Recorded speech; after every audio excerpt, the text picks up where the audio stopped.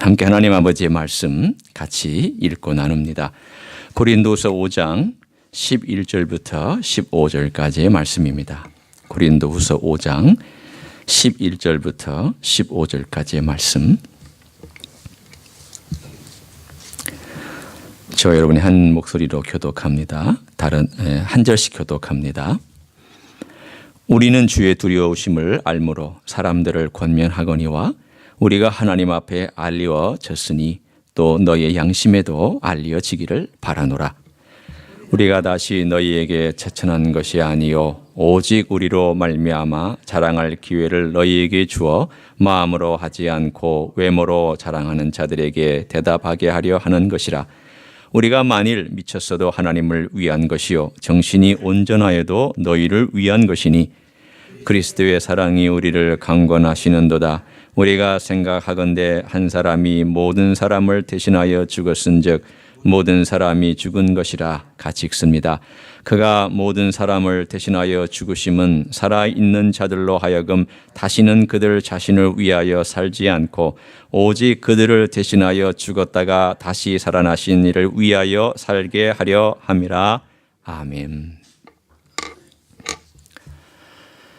애착은 갖지 말라. 그러나 소중하게 생각하라. 만약에 누군가가 이런 말을 했다라면 그 대상이 무엇이거나 또 누구일까요? 애착은 갖지 말되 소중하게 여기고 생각하라. 아마 여러분은 이제 머릿속에 내가 애착하는 그러나 과거 애착 가지고 있었지만 이제 그 떨쳐버렸던 어떤 대상들을 생각하실 겁니다. 여러분의 자식, 애착 관계에 있을 수 있지만 떠나보냈죠. 또 떠날 수밖에 없고. 또 여러분의 애착 관계에 있는 게 뭘까요? 사람, 돈, 명예, 지식, 지위, 무엇이든지, 쾌락? 아마도 여러분이 애착을 갖고 있는 것이 있을 수 있지만 결국 애착은 우리의 삶에 문제를 일으킵니다.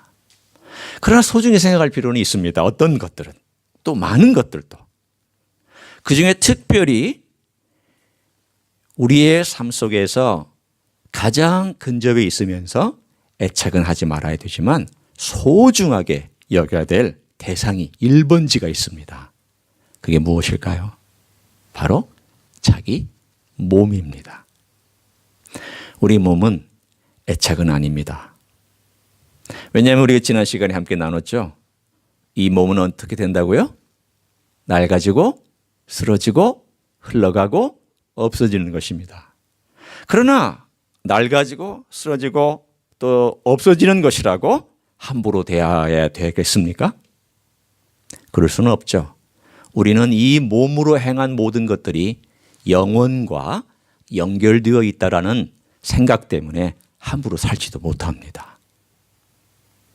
여러분이 지금 드리는 이 예배가 전무후무한 예배인 줄 아시죠?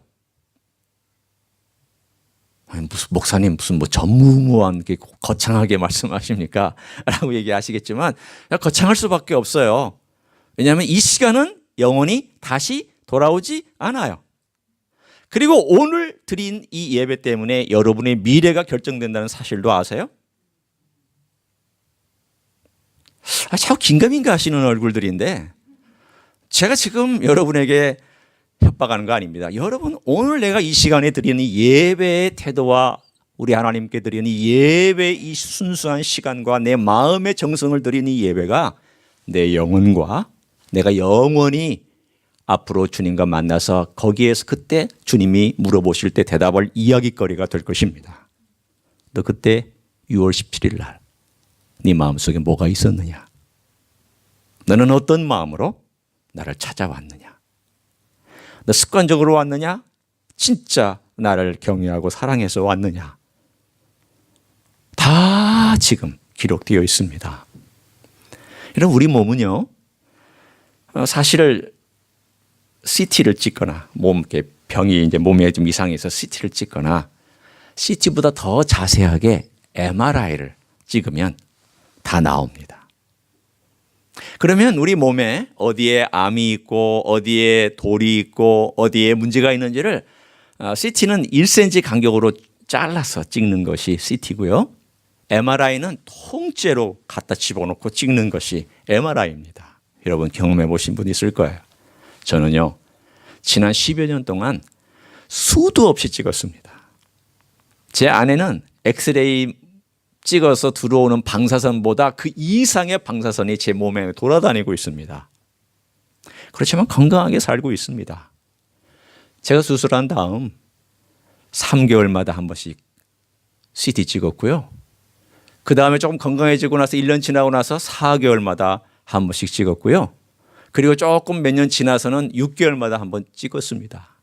지금도 저는 몇 개월마다 한 번씩 가서 CT 찍어서 제 삶 가운데 아무 문제가 없는지 내 몸에 문제가 없는지 검사 받습니다.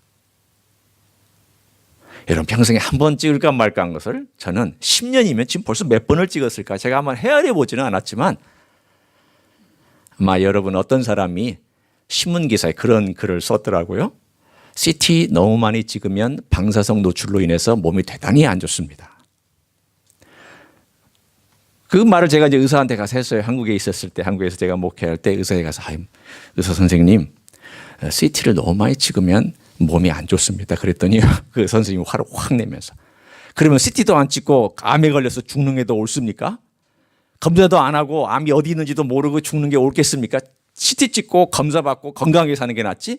화를 벌컥 내면서 어디서 그런 쓸데없는 기사를 읽어가지고 알지도 못하는 사람들이 의사의 선부당이 사람 잡는다고 그런 쓸데없는 기사 읽어가지고 와가지고 이러니 저러니 얘기하는데 그런 이야기에 귀를 기울이지 말라고. 그냥 제가 목사인 줄 아는데 얼마나 따끔하게 혼을 내시는지 그냥 꼬리를 확 내리고 제가 앞으로 조심하겠다고 그러겠다고 그렇게 한 적이 있습니다. 제 몸의 모든 거 CT 다 찍고 MRI 찍으면 나옵니다. 여러분 언젠가 우리의 영혼의 CT를 찍을 때가 있고 우리 영혼의 MRI를 찍을 때가 있습니다.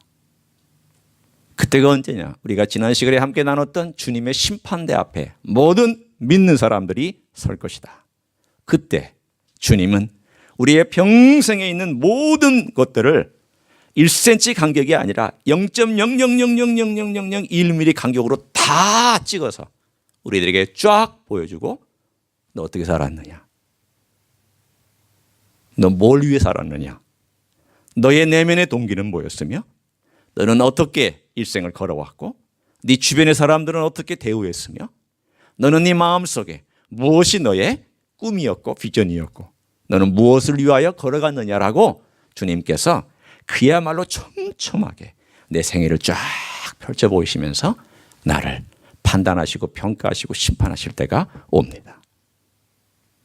지난주에 기억하시죠? 그렇기 때문에 11절에 들어와서 사도 바울은 주의 두려우심이라는 이 소중한 동기부여를 갖습니다. 오늘 11절부터 15절에 보면 두 가지의 동기부여가 있습니다. 하나는 11절에 있는 것처럼 주의 두려우심이고요. 또 하나는 뭘까요? 여러분이 한번 찾아보세요. 11절부터 15절 사이에 첫 번째는 주의 두려우심이라면 또 다른 동기는 뭘까요?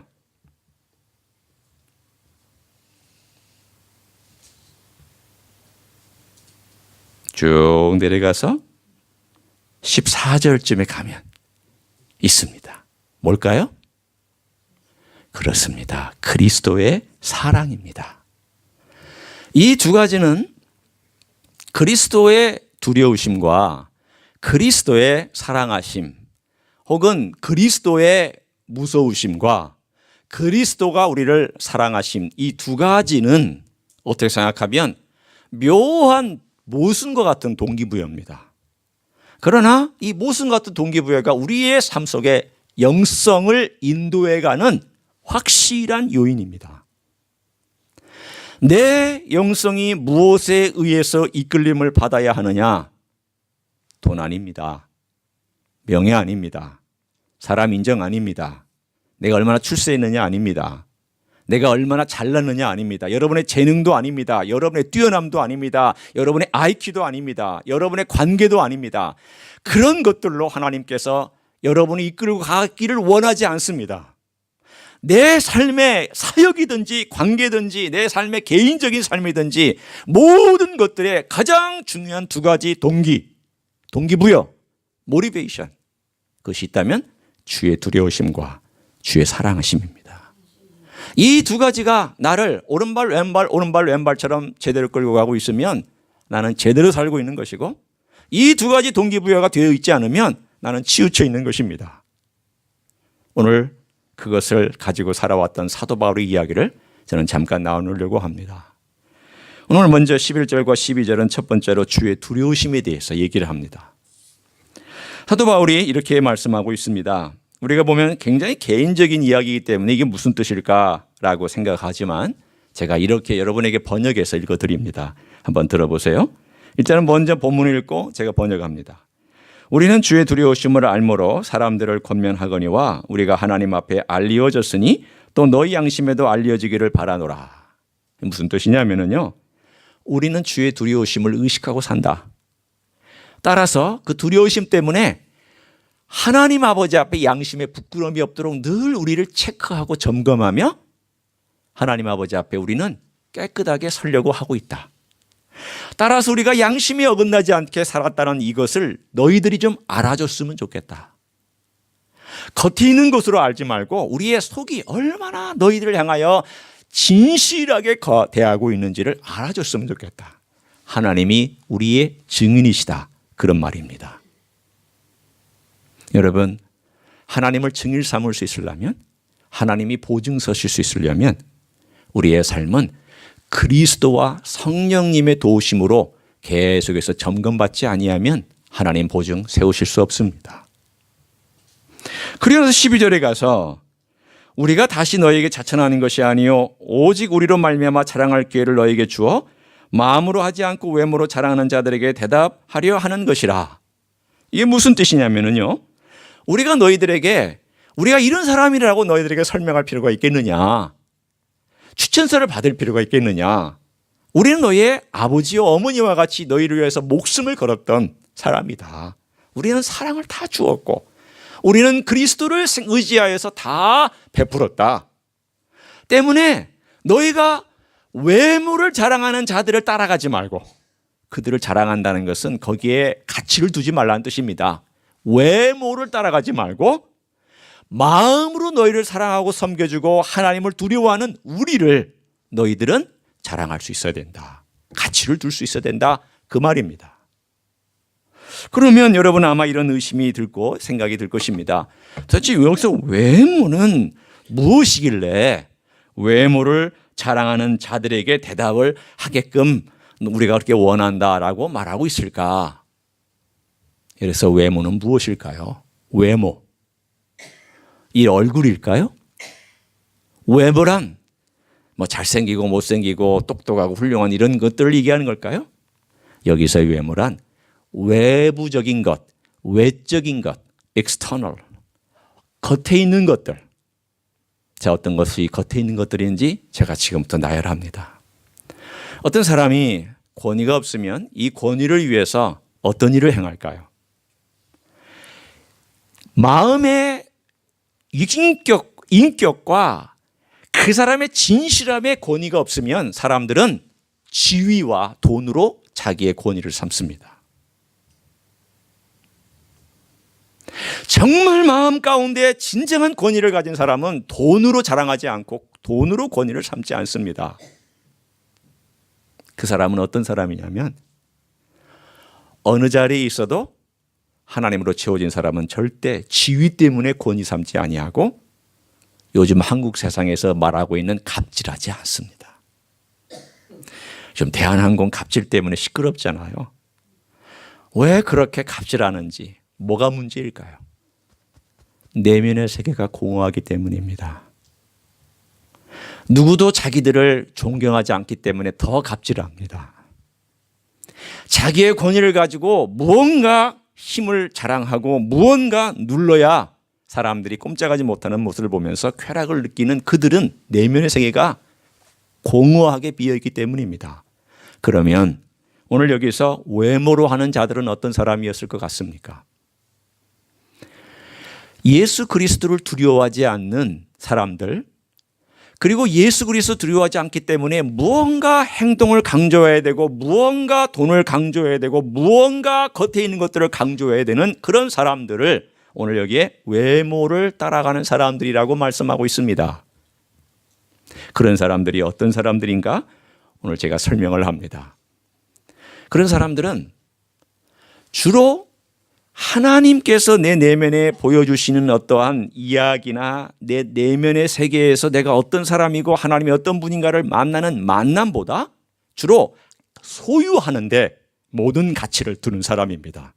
내가 얼마나 가졌느냐, 내가 얼마나 학식을 많이 가졌느냐, 내가 어떤 학위를 누리고 있느냐, 내가 어떤 지위를 가지고 있느냐, 내가 사람들에게 어떤 위치에서 명령할 수 있느냐, 내가 무엇을 소유하고 어떤 집을 가지고 있으며 어떤 차를 타고 있으며 내가 얼마만큼의 재산을 소유하고 있으며 이런 모든 외적인 것들로 자랑하는 사람들입니다.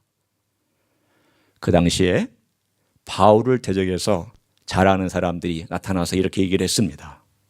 바울을 봐라. 바울은 추천서도 없다. 바울을 봐라. 너희들에게 와서 자기가 일해가지고 너희들을 그 돈도 안 받고 섬기더라. 얼마나 자신이 없으면 돈을 안 받겠느냐. 말이 돼요, 안 돼요? 여러분, 말이 됩니다.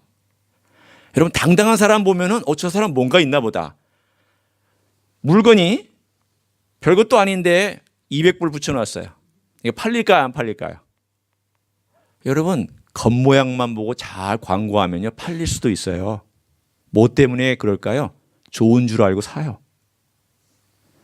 우리의 삶 속에서 별것도 아닌데 겉으로 화려하게 치장한 다음에 당당하게 내놓으니까 야, 저거 굉장한가 보다. 거짓 교사들과 그리고 행위를 강조하는 사람들이 너무 당당하게 말하고 우리는 한번 강연할 때마다 200만 원 받아야 된다. 준비해라. 우리는 예루살렘에서부터 베드로와 장로들의 사인을 가지고 온 사람이니까 너희들 준비해라. 그러면 이 사람들이 어떻게 했을까요? 가짜네 그렇게 하지 아니하고 얼마나 자신만만하고 실력이 있으면 저렇게 200만 원, 100만 원을 요구할까? 그렇게 생각을 했습니다. 그리고 그들은 와서 뭘 했을까요? 사람 많이 모아놓고 얼마나 우리가 훌륭한지, 그리고 얼마나 하나님이 우리를 축복해 주셨는지, 우리가 얼마나 사람들에게 인정을 받고 있는지, 우리가 교회들마다 다니면 사람들이 얼마나 모이는지 이걸 자랑하고 이것을 드러내기 시작을 했습니다.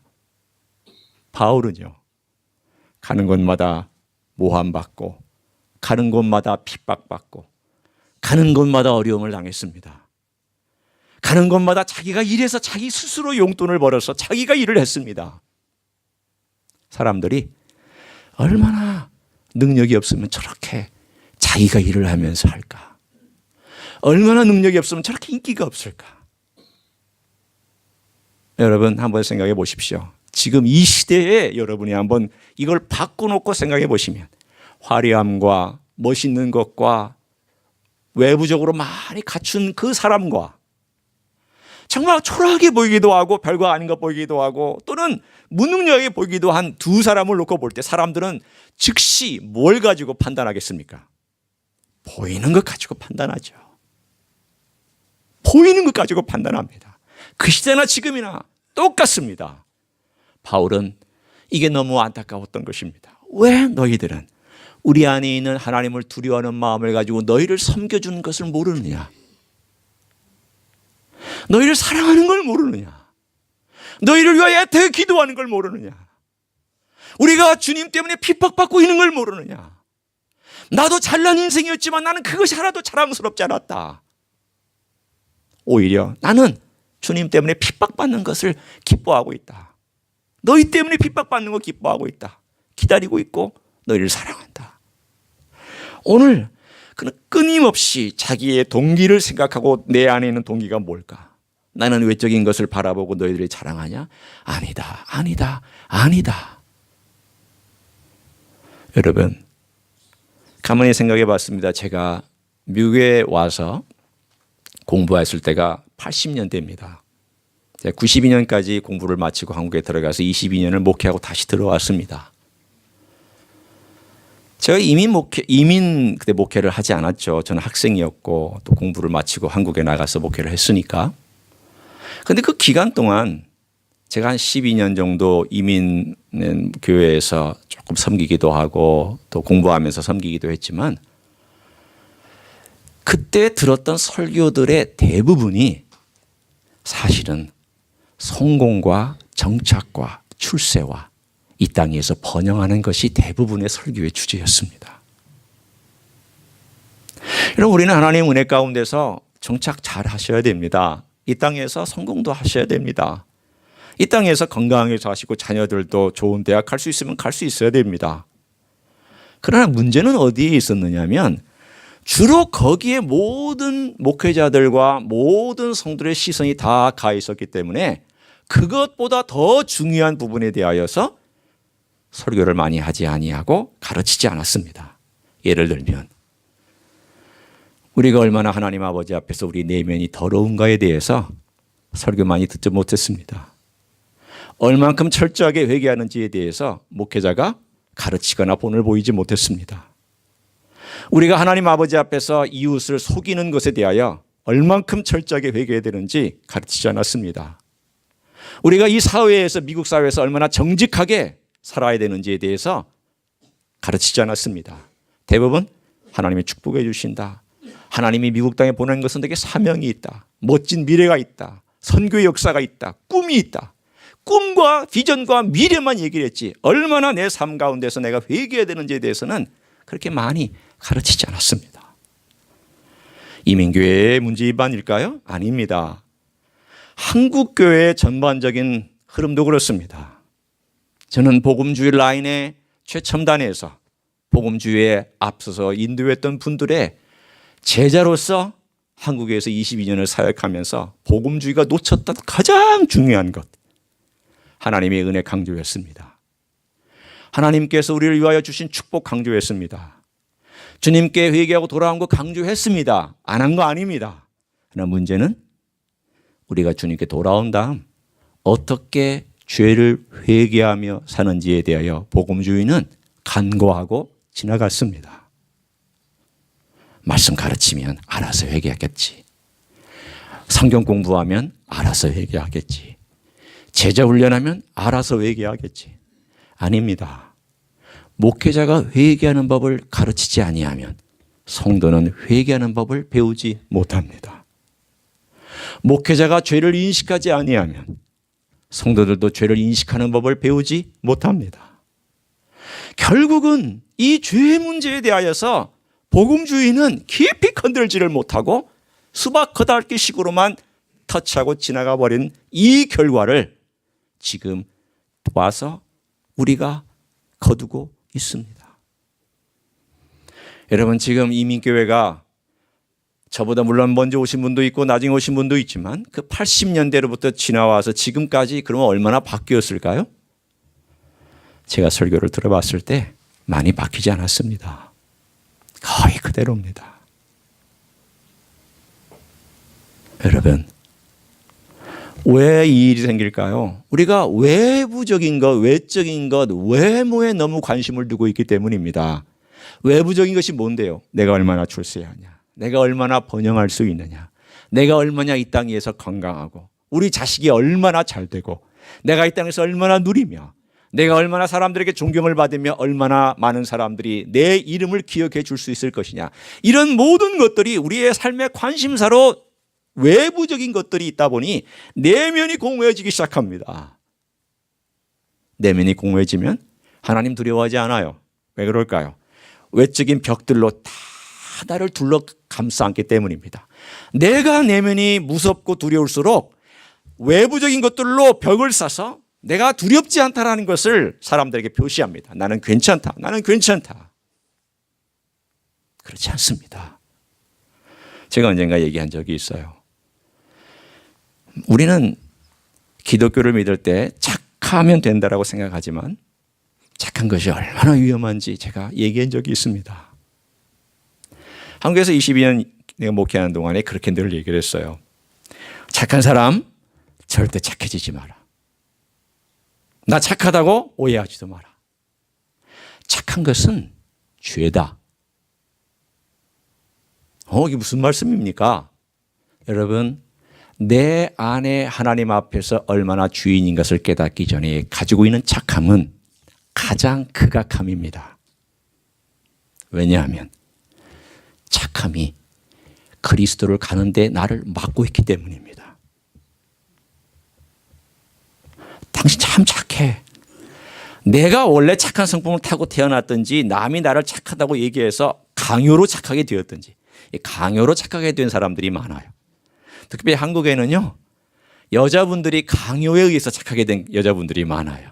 사회가 그렇게 만들어서, 집안이 그렇게 만들어서. 특별히 충청도 분, 양해하고 들으세요. 저희 어머니가 충청도 분이기 때문에 얘기하는 거예요. 이 충청도 분들은요, 여자들을 아주 착하게 만드는데 1등 가면 서러울 분들이에요. 2등 가면 서러울 분들이에요. 착하게 눌러요. 이 내면의 욕망들 다 숨기게 만들고 내 내면에 있는 하고 싶은 것들 드러내면 안 되고 항상 착하게 살아야 된다라고 하는 그 닉네임에 붙어 있어요. 착하지도 않은데. 웃으시는 거 보니까 좀 뭐가 찔리시는 거예요. 여자분들 얘기하는 거예요, 제가. 저는 제가 착한 줄 알고 착각했던 사람이고요. 제 누이들은 착하게 살도록 강요받았던 사람들이에요. 저희 어머니가 그랬어요. 그런데 여러분, 착한 것이 하나님을 아는 데 방해가 된다는 사실을 깨달았어요. 착한 것이 얼마나 악한지를 깨달았어요. 착한 것이 복음의 진정한 방해꾼이라는 걸 깨달았어요. 여러분, 인생 중에 착한 사람 아무도 없습니다. 이 착함이 얼마나 하나님 아버지 앞에서 잘못된 것인가를 깨닫기 전에는 착함은 악함이에요. 극악함이에요. 왜 그런 줄 아십니까? 어떤 분이 이런 말을 했습니다. 저는 전적으로 동의합니다. 그리스도인은 두 종류의 그리스도인이 있다고 그랬어요. 하나는 무신론자 그리스도인이 있고, 교회는 다니지만 하나님이 없는 사람, 하나님이 없다라고 생각하며 습관적으로 다니는 그런 무신론자가 있고, 유신론자, 하나님이 있는 걸 아는데 실제적, 이론적인 아닌 실제적 무신론자가 있다고 그랬어요. 실제적 무신론자, 이론적 무신론자는 그리스도인도 아니죠. 왔다 갔다 하고 뭐 안 나와도 그만이고. 그러나 실제적 무신론자가 있는데, 이 실제적 무신론자를 그 사람 거기서까지만 얘기했어요. 무슨 뜻이냐면, 이론적으로나 머리로는 하나님이 계신 걸 알고 있지만 삶이 하나님을 인정하고 하나님을 따라가지 않는다는 거예요. 저는 그것을 두 가지로 더 나눕니다. 실제적인 무신론자가 두 가지 종류가 나오는데, 하나는 율법주의자가 있고요, 하나님은 하나님을 이용하는 자가 있어요. 율법주의자는 자기 행동으로 모든 걸 다해 하나님이 필요하지 않아요. 왜냐하면 자기가 모든 걸 행하기 때문이에요. 자기의 행위, 자기의 잘남, 자기의 특징, 자기의 모든 재능, 이런 걸 통해서 내가 얼마든지 하나님을 기쁘게 할 수 있다고 생각해요. 사실은 그 사람은 무신론자예요. 왜냐? 하나님의 은혜를 의지하지 않기 때문에 무신론자예요. 머리로는 하나님을 알고 있지만 가슴이나 몸으로는 하나님을 의지하지 않는 사람, 무신론자죠. 또 하나의 무신론자가 있어요. 뭐냐면 하나님을 이용하는 사람이에요. 매니퓰레이터예요. 하나님을 매니퓰레이트 하는 거예요. 기회주의자죠. 그 사람이 어떤 사람이냐? 성경에 나오는 사울 왕과 같은 사람이에요. 필요할 땐 하나님을 찾고 내 지식과 내 명예를 위해서 하나님께 제사를 드리고, 사무엘을 이용할 때도 내가 필요하면 사무엘의 옷자락을 붙잡고 내 체면을 당신이 세워줘야 하지 않겠습니까? 라고 그렇게 요청하고 강요하는 사람이에요. 결국은 하나님 없이도 자기의 행위로 의를 이루는 사람이나 하나님을 이용하여 자기의 목적을 이루는 이 두 사람은 실제적 무신론자예요. 우리 기독교 안에 실제적 무신론자가 얼마나 많은지 여러분 한번 생각해 보세요. 왜 그럴까요? 왜 그럴까요? 마음에 그리스도가 주되심을 인정하지 않고 살고 있기 때문입니다. 자, 보세요. 이제 우리가 다시 말씀으로 돌아옵니다. 여기 나와 있는 외모로 한다는 말이요, 가볍게 생각하지 마세요. 이 사람은 그냥 외적인 것만 생각하는 것보다 가볍게 생각하시면 안 돼요. 외모로 하는 사람의 특징. 자, 어디로 돌아오냐면 17절, 2장 17절로 돌아옵니다. 네, 다시 옛날로 거슬러 가서 여러분의 기억을 제가 새롭게 해드립니다. 2장 17절. 우리는 수많은 사람들처럼이란 말을 잘 들어보세요. 굉장히 많은 그리스도인들이 그 뜻입니다. 생각보다 많은 그리스도인 교사들이, 목사들이 이 말이에요. 하나님의 말씀을 혼잡하게 하지 아니하고, 결국은 수많은 사람들처럼 우리는 하나님의 말씀을 혼잡하게 하지 않는다라는 말은 거꾸로 뒤집어 얘기하면 수많은 사람들은 하나님의 말씀을 어떻게 한다? 혼잡하게 한다는 거예요. 뭐 때문에? 외모로 모든 것을 처리하고 외모로 모든 것을 하려고 하기 때문에. 이 외모는 무엇이냐면 내가 왕이에요. 하나님 없어요. 실제적인 무신론자예요. 하나님을 있다고 인정하지만, 말로는 인정하지만 삶에서는 하나님이 없어요. 가슴 속에 하나님이 없어요. 행동 속에 하나님이 없어요. 가치 속에 하나님이 없어요. 자기의 삶의 변화에 대해서 하나님을 추구하지 않아요. 예수 그리스도 입으로는 고백하고 축복을 위해서는 고백하고 자기의 이익과 잘남을 위해서는 고백하지만 죄의 고백과 철저하게 자기를 회개하는 면에서는 주님 앞에 나오지 않아요. 그게 실제적인 무신론자예요. 그 사람들 어떻게 하냐? 말씀을 혼잡하게 해서 왜곡시켜요. 하나님은 좋으신 분, 하나님은 멋지신 분, 하나님은 우리를 축복해 주시는 분. 나머지는 다 무시해요. 하나님은 얼마나 무서우시고 얼마나 정확하시고 그리스도의 심판대 앞에 우리가 철저하게 서야 되고 회개하지 모든 죄나 잘못한 것에 대하여 그때 가서 꾸중받고 벌받을 것에 대하여 믿는 자마저도 그리스도의 심판대 앞에, 백보자 심판이 아닌 그리스도의 심판대 앞에 서야 될 그 미래가 있다는 것을 정확하게 아는 사람은 마음에 함부로 못 살아요. 함부로 못 살아요. 그걸 아는 사람이 어떻게 함부로 살아요? 내가 죄를 짓고 있는 것은요, 지금 주님의 임재나 앞으로 주님께서 나를 심판하실 것을 의식하지 않으니까 죄를 짓고 있는 거지, 그것이 뚜렷하게 눈앞에 확 다가와 있으면 죄 못 짓습니다. 결국은 뭡니까? 외모로 하는 사람들은 하나님의 마음이 없는 거예요. 마음이 없으니까 두려움도 없어요. 두려움이 없으니까 외적인 것에 치중해요. 외적인 것에 치중하니까 사람들만 신경 쓰면 돼요. 그러면 어떻게 살아요? 오늘 본문에 있는 것처럼 말씀을 자기 마음대로 사람들이 입맛에 맞게 바꾸어 주어요. 얼마든지 요리 가능합니다. 얼마든지. 성경 말씀은요, 66권 얼마든지 변형이 가능합니다. 살짝만 바꾸면 돼요. 그러나 바울은 그렇게 할 수 없기 때문에 고린도 교회를 향하여서 준엄하게 얘기했습니다. 너 죄 회개해야 된다. 이거 회개하지 아니하면 하나님께서 너를 은혜의 자리에서 쫓아낼 것이다. 고린도 교회를 향하여 눈물로 그가 호소하고 직면했습니다. 거짓 선지자들은 와가지고 잘한다. 고린도 교회가 부자니까 잘한다. 하나님이 너희를 축복해 주셨다. 박수 쳐줬습니다. 너희들이 복받은 걸 보니까 너희들이 잘하고 있는 것이다. No! 그 복이 거짓말로 사업해서 돈 번 건데, 그 복이 자기 욕심껏 해서 돈 번 건데, 그거 가지고 11조를 하고 있었는데 하나님은 다 알고 계시는데 겉을 보는 사람들은 다 잘했다. 아닙니다. 하나님은 속을 보고 계시고 언젠가 그 속이 다 천하에 드러날 그날을 의식한다면 우리는 자기 내면을 살피지 않을 수가 없습니다. 두렵고 떨리죠. 우리 하나님 아버지 앞에서 우리가 어떻게 살아가야 할까? 오늘 이 한마디, 주의 두려우심을 알므로라는 이 단어 하나가, 이 문장 하나가 얼마나 무게가 있고 얼마나 큰 내용으로 우리의 삶에 탁 와서 자리를 잡아야 되는지 오늘 저는 여러분이 깨닫기를 축원합니다. 저 두렵고 떨림으로, 저 자신도 두렵고 떨림으로 여러분에게 선포합니다. 두 번째는요, 오늘 그리스도의 사랑입니다. 13절, 14절, 15절이 그 내용을 전하고 있습니다. 그리스도의 사랑이 어떤 건데 그가 말하기를 우리를 강권하신다고 하고 있을까? 강권한다는 말은 그 충동을 이기지 못해서 그렇게 하지 아니하면 마음에 배기지를 못하는 것을 말합니다. 너무 강해서 그래 따라가지 아니하면 뭔가 문제가 있을 것 같은 그 충동, 그 놀라운 하나님의 이끌어 주심.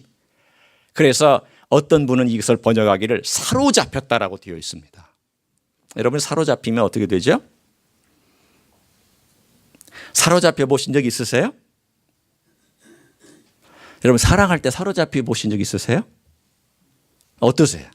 나 인생에는 나 사로잡혀 본 적이 없는데 지금이라도 늦지 않았어요. 남자 사랑하라는 말 아니고요. 여자 사랑하라는 말 아니에요. 예수님에 대해서 좀 그렇게 사랑해 보시라는 거예요. 아니 예수님의 사랑을 좀 그렇게 느껴보시라는 거예요. 물론 부부간에도 그렇게 사로잡혀서 하는 게 좋죠. 네가 내 맘에 내가 네 맘에. 아주 통속적인 말이지만 사로잡힌 거잖아요. 어느 곳에 가 있든지 너는 항상 내 맘에 있다. 아마 나이가 드시면 이제 그건 조금 지나간 것 같이 느끼시는 분들 상당히 많겠고 이제 누가 여러분 마음속에 있으세요? 여러분의 자녀? 여러분의 또는 친구? 여러분 다 지나갑니다. 다 지나갑니다. 다 지나갑니다. 여러분의 마음속에 여러분을 사로잡아야 될 대상은 예수 그리스도밖에 없습니다. 그게 사로잡히셔야 돼요. 그 사로잡혀서 사도 바울은 고린도 교회 사람들을 향하여서 얼마나 사랑으로 대했는지 주가 있으면 직면했지만 돌아올 때는 너무 눈물을 흘렸습니다. 돌아온 내내 돌아오는 뱃속에서 눈물을 흘립니다. 이들이 나를 받아들이질 않는구나. 내가 이 교회를 세웠고 이 교회를 축복하고 1년 반 동안 가르쳤는데도 이 교회가 내가 말하는 잘못된 죄에 대하여 회개할 줄을 모르고 저렇게 고집 피우고 저렇게 잘난 척하고 저렇게 십자가를 무시하고 가고 있구나. 너무 죽을 것 같은 마음속에 그가 고린도 전서와 후서에 아픈 편지도 써보냈고 방문하겠다고 했다가 방문을 하지 않았습니다. 여러분 기억하시죠? 왜 방문을 하지 않았을까요? 아직도 해결되지 않은 마음 가지고 그들을 만나서 서로 얼굴을 붉힐까 봐 그래서 안 갔어요. 기도만 했어요. 기다렸어요. 하나님 제발 고린도 교회 사람들이 죄를 깨닫고 돌아오게 해주세요. 잘못된 성적인 죄, 분당해서 서로 갈라진 죄, 교만해서 똑똑하고 자기 잘났다 하는 죄, 은사를 가지고 네 은사가 낫냐 내 은사가 낫냐 서로 싸우는 죄, 돈 문제 가지고 법정에 끌고 가는 죄, 그리고 나서는 또 자기들끼리 이런저런 이유를 가지고 서로 미워하고 시기하고 질투하는 죄. 세상에 현대교회에 있는 모든 죄는 다 고린도 교회가 다 가지고 있었습니다. 그러니 부모의 마음을 가진 사도 바울이 얼마나 아프고 힘들었겠습니까? 어려운 세상 교회가 하나 되어 살아가도 힘든데 여러분 어디서 많이 하셨던 말씀이고 들었던 말씀 아니에요? 여러분의 형제와 우리 자식들을 향하여 하는 말이 뭐예요? 너희 둘이 화목해야 된다. 너희 셋이 화목해야 된다. 이 세상 너희들 둘밖에 없다. 엄마 아빠 가고 나면 너희 둘밖에 없다. 그렇게 얘기하지 않아요? 아예 안 듣고 어떻게 사셨어요? 다 들으셨잖아요. 사도 바울의 마음이 뭔데요? 고린도 교회가 가장 악한 사회, 고린도라고 하는 가장 타락한 곳, 항구 도시, 가장 음란하고 가장 저질스러운 도시에 살면서 자기들끼리 싸우면 누가 좋아할까요? 누가 제일 좋아할까요? 그럼요, 사탄이 제일 좋아하죠. 얘네들은 별것도 아니야. 지들끼리 싸워. 내가 안 건드려도 돼. 지들끼리 싸우니까. 얘네들은 그냥 바람만 살짝 불으면 무너지는 친구들이야. 그러면 사탄이 좋아하는 일을 고린도 교회 사람들이 알아서 하고 있었어요. 알아서. 그러니 사도 바울이 얼마나 마음이 아파요. 그래서 기도하는 거예요. 눈물로 기도하고 그들을 위해서 기다려주고 그들을 위해서 또 그리스도의 사랑으로 참고 그리스도의 사랑으로 그들을 중보하고 그래서 오늘 본문에 나와 있는 예수 그리스도의 그 사랑이 자기를 권면한다고 말하면서 이렇게 읽고 있습니다. 제가 읽습니다. 잘 들어보세요. 우리가 생각하건대 한 사람이 모든 사람을 대신하여 죽었은즉 모든 사람이 죽은 것이라. 이 말은 나도 그리스도와 함께 죽었다. 나 내 성질대로 안 한다. 만약 내가 내 성질대로 했더라면 나 굉장히 못 참는다. 나 원칙주의자였다. 나 원칙주의자이기 때문에 원칙을 어긴 사람들에서 나는 얼마나 단호했는지 모른다. 그런데 내가 죽고 나니 그리스도가 떠오르시더라. 15절 그가 모든 사람을 대신하여 죽으심은 살아있는 자들로 하여금 다시는 그들 자신을 위하여 살지 않고 오직 그들을 대신하여 죽었다가 다시 살아나신 이를 위하여 살게 하려 함이라. 무슨 뜻일까요? 내가 나를 죽인 것은 그리스도와 함께 죽었고 내가 다시 살아서는 내 목표, 내 목적, 내가 하고 싶은 것, 내가 움켜쥐고 싶은 것 버렸다.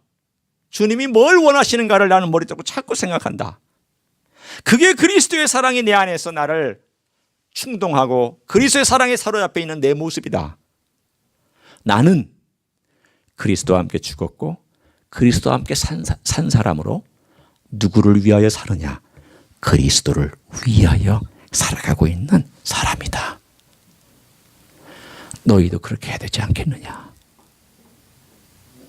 여러분, 우리의 삶은 이 두 가지밖에 없습니다. 다른 거 다 여러분 가지치기 하셔야 됩니다. 가지치기 하셔야 돼요. 붙들고 있는 것, 애착하고 있는 것 끊어내셔야 돼요. 여러분이 애착을 가지고 있는 것 끊어내지 않으면 그게 자라 여러분의 암덩어리가 됩니다. 여러분을 죽입니다. 애착 끊어내셔야 돼요. 과감하게 끊어내셔야 돼요. 자식한테 너무 많이 투자하지 마세요. 여러분의 삶에 쾌락을 위해서 너무 많이 투자하지 마세요.